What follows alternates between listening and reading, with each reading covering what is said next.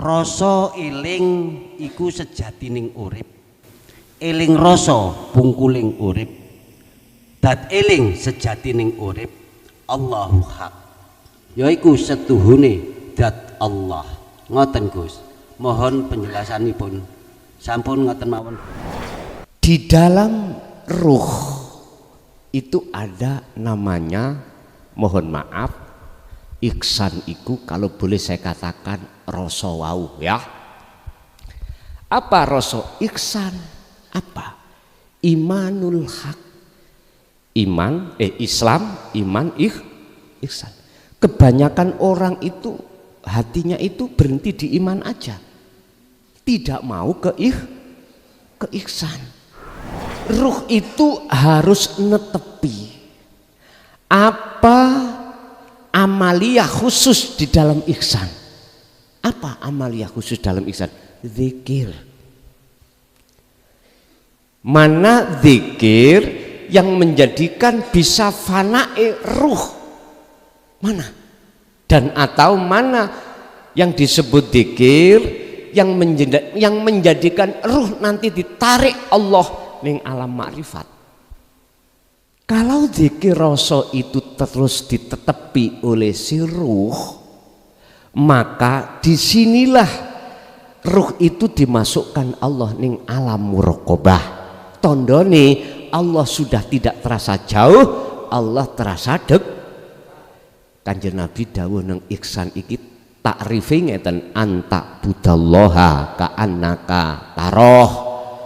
Kalau kuwi wis dikatakan wusul ihsan, seakan-akan kau sudah bisa melihat wujude Allah. Maksudnya seakan-akan itu bukan ruh yang bisa melihat Allah, bukan, tapi tapi Allah lah yang melihat dirinya sendiri. Bahasa ruh lepas wis.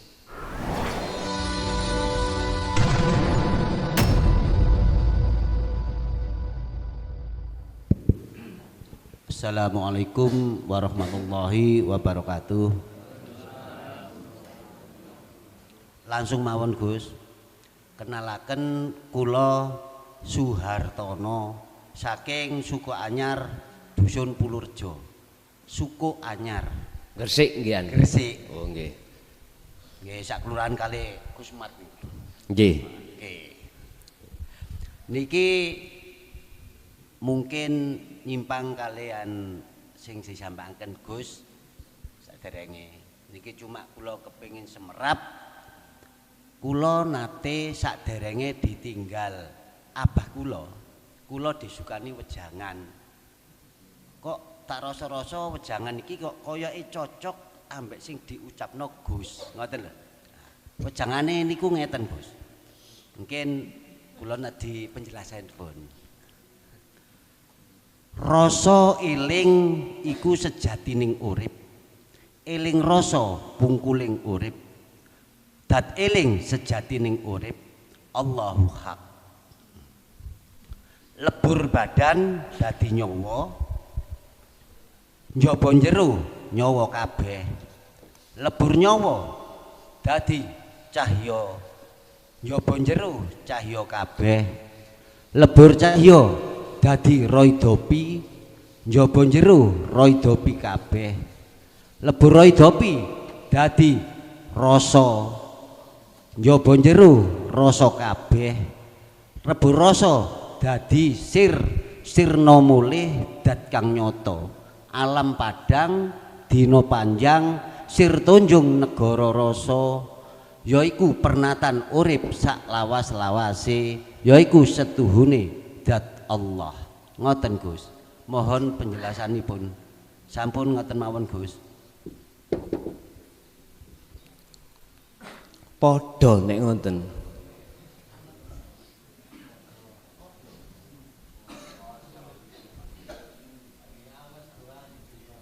Niki Pak, prosesnya itu napa wejangan niki prosese sisalik ndugi wusul wonten mriki. Wis kalau saya memakai sistem ilmu sejati itu, ditolak umat Islam. Padahal itu yo terjemahannya dari proses ahadiyah menuju ahad. Nggih. Oleh karena pada zaman dulu wong Jawa orang ngerti Arab, diwuruki Arab yo gak cetha, para kekasih Allah memakai bahasa Jawi. Akhirnya disebut ilmu kejawen. Itu ilmu sejati. Pun ngeten niki. Di dalam ruh itu ada namanya, mohon maaf, ihsan iku kalau boleh saya katakan rasa wau ya. Apa rasa ihsan? Apa? Imanul haq. Iman, Islam, iman, ihsan. Kebanyakan orang itu hatinya itu berhenti di iman aja, tidak mau ke ihsan. Kebanyakan, gitu. Ketika dituduhke atau dihadapkan keterangan untuk ke ihsan, banyak yang menolak. Jujur mawon, banyak yang menolak. Wis. Bisanya ruh ini sampai pada Allah, ruh itu harus melewati beberapa proses. Kalau bahasa makom, Pak, kalau bahasa makom hanya 3: muraqabah, makom muraqabah, makom fana, terakhir makom ma'rifat. Kalau kita bicara makom, ruh itu harus netepi apa amaliyah khusus di dalam ihsan. Apa amaliyah khusus dalam ihsan? Zikir. Mana zikir yang menjadikan bisa fana'i ruh? Mana? Dan atau mana yang disebut zikir yang menjadikan ruh nanti ditarik Allah ning alam makrifat? Al-Ahzab 41 jawabannya. Zikron kathiron, ya ayyuhalladzina amanu dzkurullaha zikron kathiron fasabbihuhu bukratan wa asilah. Niki kuncinya. Zikir yang mana? Yang dimaksud zikir khafi dalam kitab tadi disebut khafi, bukan bil lisan, bil qalbi, bukan, tapi bil khafi. Khafi niki wis gak ngucap. Ya niku dikira ihsan, orang-orang muhsin. Netepi sirul asrar di dalamnya su'aul basira wa ainul basira wa hakul basira, dan ini juga diterangkan oleh Syekh Ibnu Athaillah di dalam kitab Hikam. 3 hal: rasa, merasakan, lalu menyatakan, lalu melihat, lalu menyatakan. Menyatakan ini berarti yang menyatakan dan yang dinyatakan itu tunggal. Yang melihat dan yang dilihat itu tunggal. Kalau zikir rasa itu terus ditetepi oleh si ruh, maka disinilah ruh itu dimasukkan Allah ning alam muraqabah. Tondone Allah sudah tidak terasa jauh, Allah terasa dek. Kanjeng Nabi dawuh nang ihsan iki takrife ngeten, anta budallaha ka'annaka taroh. Kalau kuwi wis dikatakan wusul ihsan, seakan-akan kau sudah bisa melihat wujude Allah. Maksudnya seakan-akan itu bukan ruh yang bisa melihat Allah, bukan, tapi tapi Allah lah yang melihat dirinya sendiri. Bahasa ruh lepas wis. Niku nek netepi niki. Lah, lalu kalau sudah netepi makom muraqabah terus menerus, fasabbihuhu bukratan wa asila. Lakukanlah zikir itu, bersihkanlah baik waktu siang maupun malam, berarti ketemu 24 jam. Wong Jawa biyen disebut salat daim. Lha niki as-salatun daimun, goleki ayate ada yang menjelaskan terkait masalah salat daim. Pun kalau ruh itu sudah netepi dikire dari su'aul basyirah mesti ditarik Allah nenggone ainul basyirah. Apa? Fana. Alam fana. Artinya alam fana, kewujudan selain Allah termasuk ruh tiada. Tiada. Gini gini coro hati sing jadab pada Allah. Hati lho Pak nggih. Hati. Apakah akalnya juga dijadabno? Wallahu a'lam. Nek akale dijadabno, ya sudah. Sampai nggak bisa dijak komunikasi. Ndi bojone orang ngerti, ndi anake orang ngerti, tidak tahu. Bon. Berapa hari, berapa bulan kita diletakkan Allah di fana, itu urusan Allah.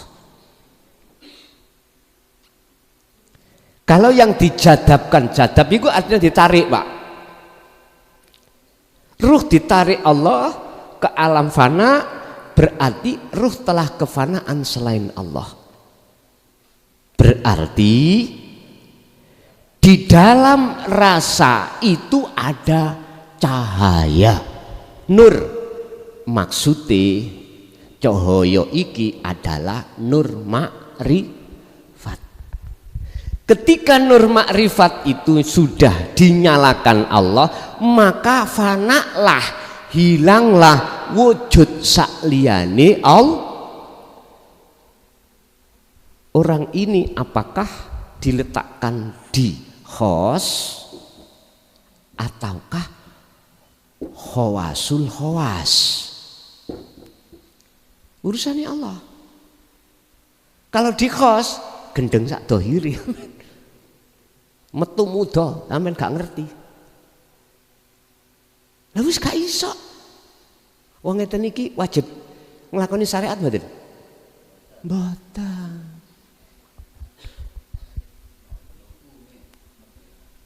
Orang ana hukume. Wis sampean goleki madhab apapun lah Pak ya.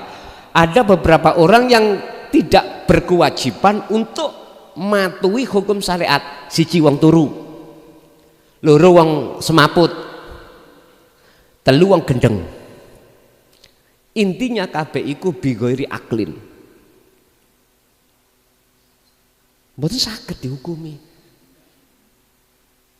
Kalau diletakkan khawasul khawas seperti Kanjeng Nabi, ya niki cuman ruhnya yang ditarik Allah, akalnya ora. Wis ngene iki netepi hukum syariat ya netepi hukum hakikat. Lah, setelah Allah jadabkan di sini, maka Allah akan menarik menjadabkan jenengan saat itu juga makrifat. Apa makrifat? Bahasa sederhana, bertemu Allah. Maksudnya bertemu Allah atas fananya selain Allah dan nyatanya hanya wujudnya, itulah makrifat. Nek Kanjeng Nabi kei teladanan niki nek ngene surah Al-Ahzab 21. Teladani Kanjeng Nabi, laqad kana lakum fi Rasulillahi uswatun hasanah, berupa apa? Liman kana yarjullaha. Hati seseorang harus mempunyai keinginan untuk bertemu Allah dulu. Setelah itu mengadakan perjalanan ruh ini sampai pada Allah di mana? Wal yaumal akhirah, ning alam akhirat iki. Kuncinya wadzakarallahu katsiran, berzikir. Wis, nah kalau sudah cahaya makrifat dinyalakan, baru nggak ada siapa-siapa di sini kecuali maksudnya Allah di sini adalah ana, ingsun. Nggih niku wau apa sing sampean diwasiati maksudnya niki. Tujuannya ke akhirat.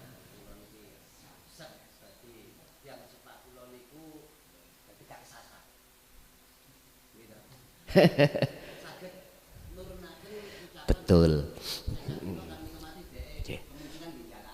Nggih. Jadi ngeten Pak, walaupun basa Jawa tapi sumbere iku dari Quran. Walaupun bahasanya dulu itu bahasa kinayah, tapi aslinya tujuannya ya ke ahad. Arek cilik duwe karep. Walaupun bahasanya gak teteh, tapi maksud di dalam gak tetehnya itu ngerti karep. Enggak, kebanyakan kita bahasanya fasih, tapi orang ngerti karep. Apa sih tujuannya? Awak diwining dunya mek situ. Wa ma umiru illa liya'budullaha, nyembah tapi orang ngerti tentang kaidah nyembah. Kebanyakan. Ngoten nggih? Nggih. Tasik wonten? Assalamualaikum warahmatullahi wabarakatuh. Pertanyaan tentang perintah sholat, guys. Dalam peristiwa Isra Mi'raj, Nabi Muhammad diperjalankan oleh Allah dari Masjidil Haram menuju Masjidil Aqsa, dari Masjidil Aqsa ke Sidratul Muntaha.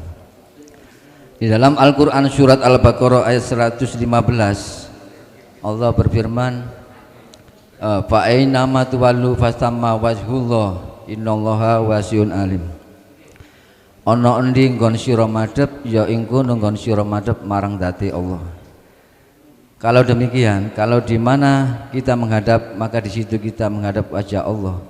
Mengapa waktu di Isra Mi'raj itu Nabi Muhammad sampai dibawa ke langit ke-7? Yang pertama. Yang kedua, waktu peristiwa Isra Mi'raj itu Nabi Muhammad di Isra Mi'raj kan zahir sekaligus jasadnya apa jasad sama ruhnya atau cuma ruhnya saja.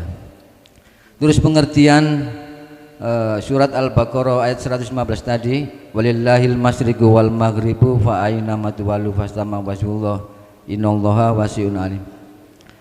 Dan kepunyaan Allah di timur dan di barat, di mana saja kamu berada, kamu menghadap maka di situ kamu menghadap wajah Allah. Yang disebut kok timur dan barat saja, Gus ya. Waktu itu apakah utara dan selatan belum diciptakan atau utara dan selatan itu dianggap tidak penting oleh Allah? Terus yang kedua, yang dimaksud wajah Allah di sini bagaimana? Mohon penjelasannya, Gus. Akhirul kalam, assalamualaikum warahmatullahi wabarakatuh.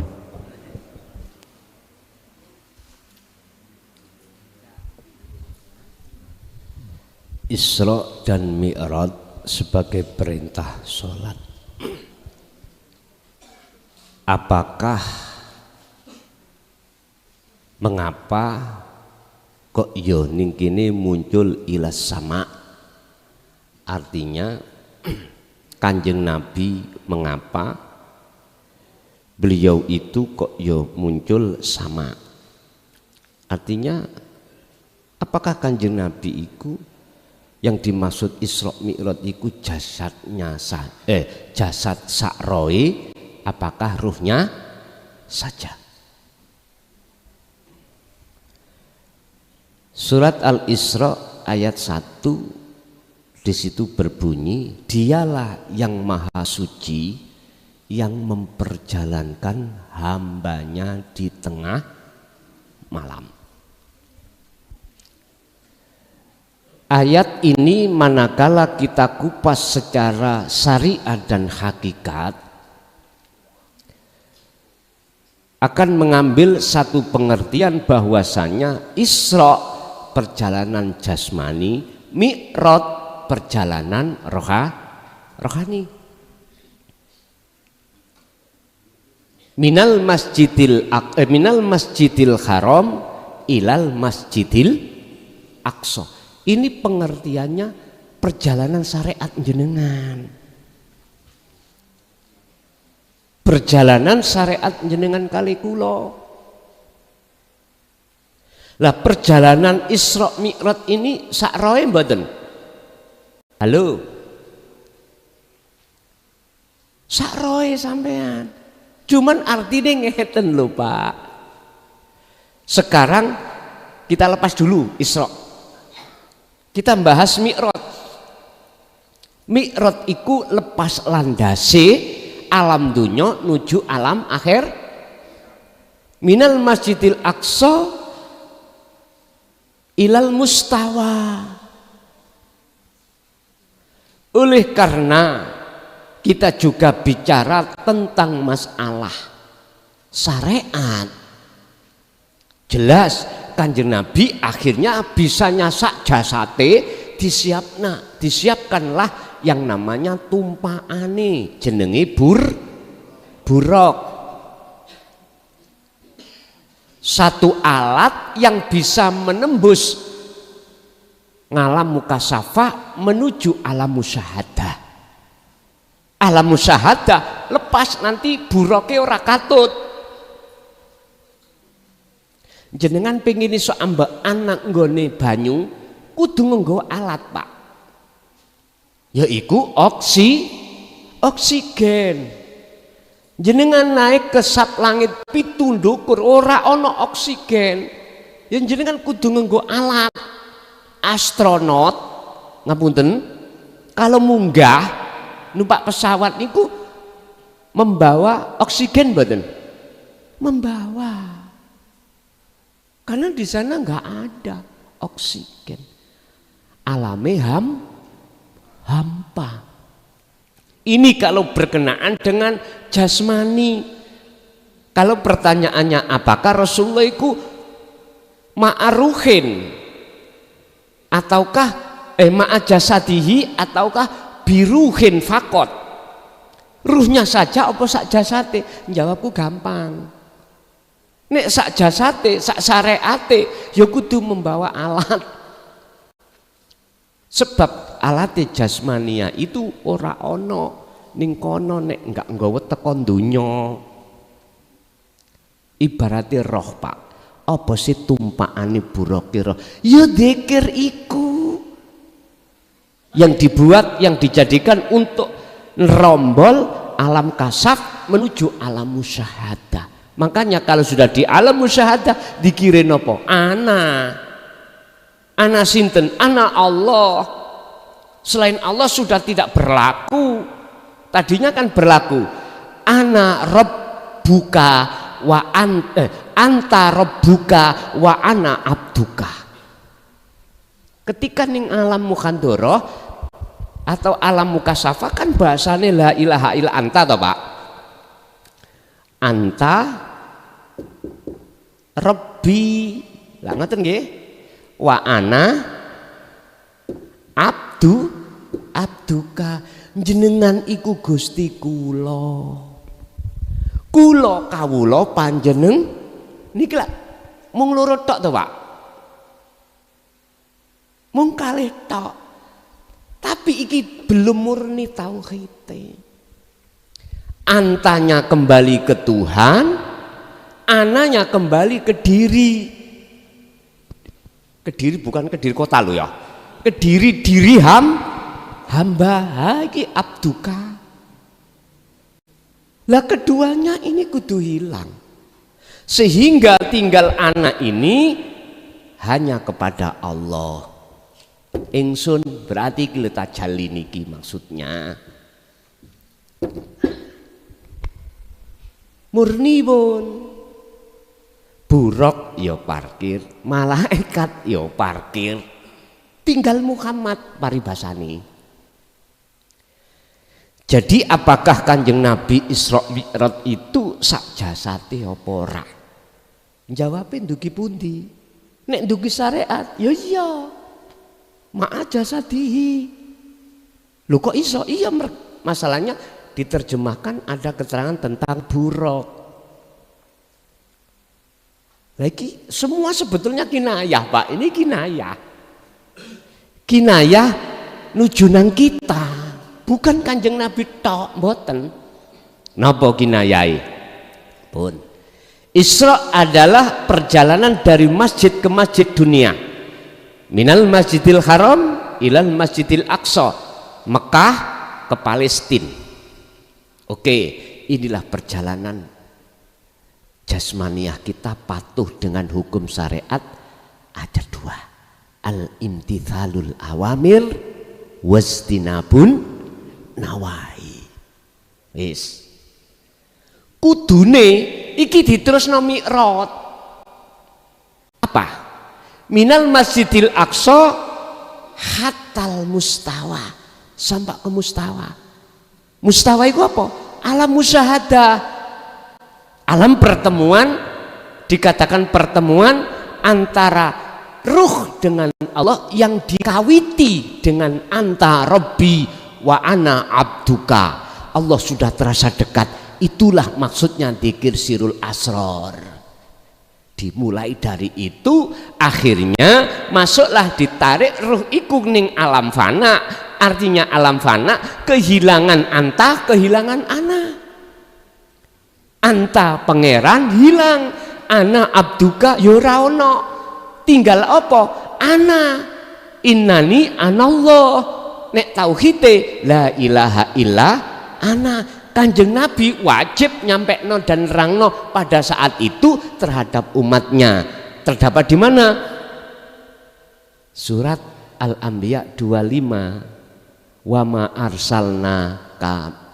arsalna min qablika mir rasulin illa nuhi ilaihi annahu la ilaha illa ana fa'budun. Muhammad, aku gak pernah ngutus utusan sadurunge awakmu. Jikalau utusan itu tidak mengemban ini, inti wahyuku, inti tauhid iki pundi rupane inti tauhid la ilaha illa ana. Artinya umat Islam wajib nglakoni tauhid sampai ana. Ingsun Allah maksudnya. Kalau tidak sampai di situ, Pak, mohon maaf lo ya. Di dunia hijab kita itu masih kuat, wallahi setelah mati gak bisa jenengan ketemu Gusti Allah. Pintu ditutup oleh Allah untuk menuju di musyahadah. Percaya gak percaya duduk urusanku, Pak. Duduk urusan kula. Begitu juga Rasulullah. Olehnya menyampaikan ayat ini. Bukan urusan Rasulullah. Rasulullah menyampaikan hanya memberikan kabar yang baik pada hati seseorang yang mukmin dan memberikan peringatan bagi seorang yang mengingkarinya. Wa ma arsalnaka illa mubasyirau wa nadhira.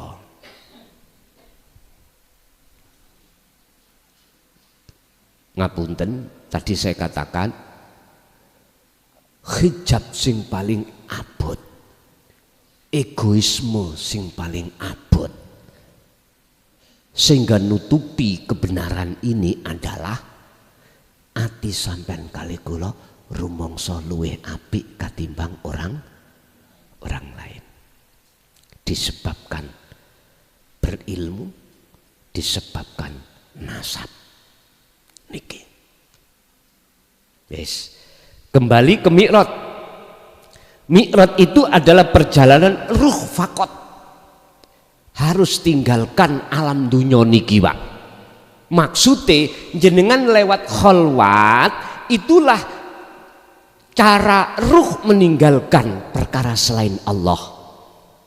Ning alam dunya iki sing sampean kali kula cintai, tinggalkan untuk melesat menuju dan bertemu Allah. Tapi perlu diketahui, olehnya ruh itu meninggalkan ngalam dunya menuju ngalam akhirat bukan karena ruh itu bisa berjalan sendiri. Ingat, dalam awal ayat ini Allah katakan asra bi abdihi lailan, diperjalankan Allah Nabi Muhammad bisa sampai ke Sidratul Muntaha Mustawa.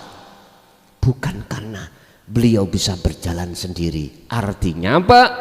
Ruh sampean kali kula, hati sampean kali kula ketika saat kholwat ojo ngaku-ngaku iso kholwat. Paham nggih? Jenengan sudah paham fungsi bagaimana cara melaksanakan sirul asrar, faham sampeyan kali kula ojo diaku-aku. Bisa nih melakukan, jangan diaku-aku. Sebab pengakuan inilah hijab sing paling berat.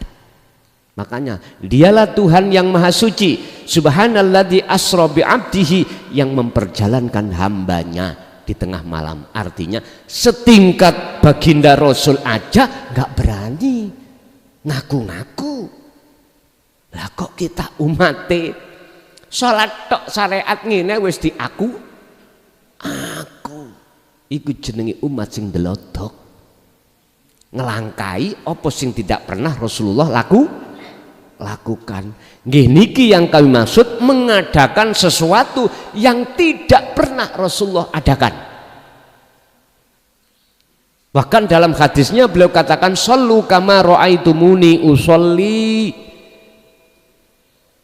Lakukanlah sholat itu seperti kau melihat bagaimana cara aku melakukan sholat. Kama sholaita ala sayyidina Ibrahim, bagaimana sholatnya Nabi Muhammad sesuai dengan sholatnya kakeknya yaitu Nabi Ibrahim. Bagaimana sholatnya beliau? Inni wajjahtu wajhiya, Al-An'am 79. Nabi Ibrahim ini condong hatinya pada hidup di depannya. Makanya ayat yang mengatakan maksudnya wajah Allah itu apa? Sampeyan tingali mriki. Ya niki lho dulur. Niki lho wajah Allah. Kalau sudah mengatakan wajah itu sudah tidak berbicara tentang ufuk timur, ufuk barat. Makanya fa'aina ma tuwallu fathamma wajhullah. Dimanapun kau menghadap, di depanmu ada wajah Allah. Niki jangan dilihat dengan mata dohir, Pak. Tolong lihatlah dengan mata hati. Berupa apa? Ihsan atau imanul haq. Wong Jawa rasa pun baru saged ketemu. Nek sampean tingali dengan mata dohir, ya kosong niki punian ketoke. Malah sing nyoto, sing wujud iku kitab makhluk. Bagi kita yang masih ahli hijab. Tapi bagi panjenengan yang sudah ahli syuhud, secara batin sudah tahu wujudnya Allah, mongko secara dohir pun akan dinyatakan Allah. Akhirnya ini bukan kitab. Maksudnya bukan makhluk, karena makhluk wujudnya wis gak ono, sudah gak ada, tinggal wujudnya Allah fakot. Bapak Ibu hadirin rahimakumullah. Keterangan yang seperti inilah Pak, pengajian tentang masalah Quran secara substansinya, makhul syahidnya yang terkesan ditutupi. Akhirnya kita ketika menghafal Quran itu cuman golek apalih tok, deres ya hanya deres tok. Ramadan men tingali terus tok, tapi mana ngerti maksudnya kita tidak mengerti, apalagi bisakah kita melakukan sesuatu yang tidak kita paham? Mboten saged. Quran ini kudu kita gali, tidak cukup kita dari tafsir muhakamah syariat saja, jangan. Jenengan harus menggali dari tafsir mutasabbihahnya secara hakikat atau secara tasawufnya maksudnya apa. Contoh tadi berkenaan dengan surat Al-Baqarah 115, fa aina ma tuwallu fathamma wajhullah. Kalau tidak dijelaskan secara tasawufi, secara hakikate, yo gak ketone iki wajahe Gusti Allah, mboten saged. Akhirnya kita bayang-bayang nih kono ares kono. Wis adoe. Akhirnya kita waktu sholat nggih madhepe nggih tembok. Jasad. Ruh madhepe makhluk isine. Bukan wajiyah tapi lilladzi fataras samawati wal isini langit lan bumi ngelembung ning jero dada. Mangkane Allahu Akbar gendakane metu. Kuambarae gendaan anak, gendaan bojo, gendaan donya brana mlebu balang. Wis iki fakta, saya mengatakan tidak omon-omon lho nggih. Mboten, saya mengatakan fakta. Dan semua ini disebabkan prosesi karena kita telah menjalin cinta pada selain Allah.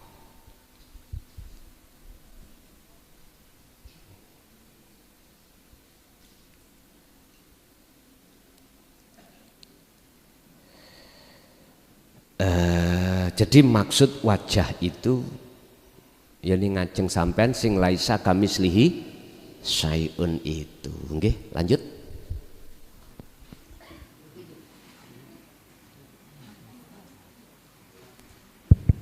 Terus itu Bus, yang belum terjawab tadi, kan ada di mana kamu menghadap maka kamu menghadap wajah Allah ya. Terus waktu Isra Mi'raj Nabi Muhammad dibawa ke langit ke-7 itu pengertiannya bagaimana? Ngeten. Iya.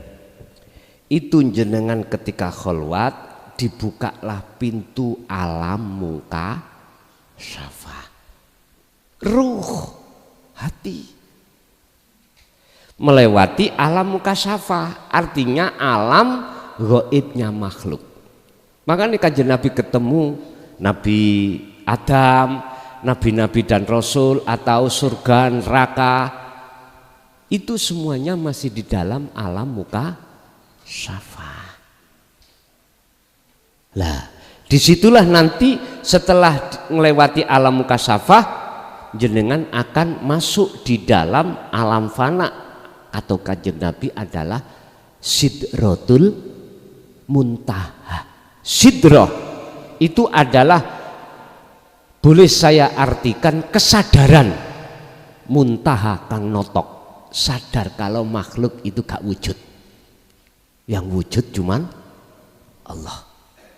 Akhirnya disebut mustawa, yang ada cuman Allah. Itulah alam fana. Di dalam kitab hikam itu disebut makom fana menuju makom musyahadah. Musyahadah makom makrifat atau disebut ihsan di situ. Wis ana sing keri maneh? Pertanyaan tadi ada yang ketinggal? Ada satu lagi Gus, boleh Gus? Lu monggo mawon kula niku. Tapi ngeten. Berani bertanya, jangan hanya paham, tapi harus berani ngelakoni. Oke, silakan. Kita semua menginginkan hidup yang bahagia, lahir batin. Namun tidak semuanya kita bisa merasakan atau menikmati hal tersebut. Kita sebagai seorang muslim tidak usah khawatir karena Allah telah memberikan dasar-dasar atau pedoman kepada Nabi Muhammad yang telah dirangkum dan disusun dalam kalimat azan. Pertama, kita harus mengakui bahwa Allah itu Maha Besar, tiada Tuhan selain Allah, Nabi Muhammad adalah utusan Allah. Terus ada ajakan sholat. Nah, setelah ajakan sholat itu kita diajak untuk bahagia. Ya, kita semua telah menjalankan sholat. Namun tidak semuanya kita bisa merasakan apa itu kebahagiaan lahir batin. Padahal ini kan berurutan, khayal sholat, khayal falah. Yang dimaksud ini sholat yang bagaimana, yang bisa memberi dampak atau pengaruh agar kita itu bisa bahagia. Mengingat di dalam Al-Quran sendiri atau hadis-hadis yang sesuatu yang berurutan itu biasanya kenyataan. Seperti hadis waridallahu waridul walidain wasyuktullahu wasyuktul walidain, itu kan kenyataan. Terus kalau khayal sholat khayal falah ini kan kita semua katakanlah sudah menjalankan sholat, namun tidak semuanya bisa merasakan bahagia lahir batin atau bahagia yang sesungguhnya. Demikian pertanyaan saya. Assalamualaikum warahmatullahi wabarakatuh. Waalaikumsalam warahmatullahi wabarakatuh. Bapak Ibu, satu orang bertanya untuk seluruhnya, ya. Jadi jangan kita punya anggapan kakek takon, ojo. Kita harus sadar satu pertanyaan dari orang itu, bahkan pertanyaan banyak itu untuk semuanya. Pun ngeten. Tolong dibuka sebagai dasar surah Al-Mu'minun ayat 1 dan 2 tentang sholat yang menyudu kebahagiaan. Qad aflahal mu'minuna alladzina hum fi sholatihim. Leresane. Qad aflahal mu'minuna alladzina hum fi sholatihim khashi'un. Nih. Sungguh bahagia. Mukmin yang bagaimana Pak? Niku yang dimaksud bisa melaksanakan sholat dengan khusyuk, ketemu Allah. Mukmin yang sudah ihsan imannya. Kuncinya di mana? Padahal kebanyakan tidak merasa bahagia. Kuncinya ada di hati jenengan, cara mengesahkan Allah. Otomatis ini tidak terlepas dari pengetahuan nur tauhid. Cahayane tauhid itu kita dapatkan terlebih dulu. Berupa apa? Kefahaman ilmu tauhid. Setelah nur tauhid itu kita jalankan, maka Allah menyalakan nur ma'rifat. Baru saged khosyi'un. Hayya 'alas sholah, mari kita sholat. Hayya 'alal falah, mari kita menuju kemen. Tapi faktanya mboten sebabe apa. Kunci saya katakan dengan setega tak tegak-tegakno krono umat Islam kebanyakan itu moh dengan ilmu tauhid. Bahkan ketika dihadapkan dianggapnya ini ajaran yang sesat.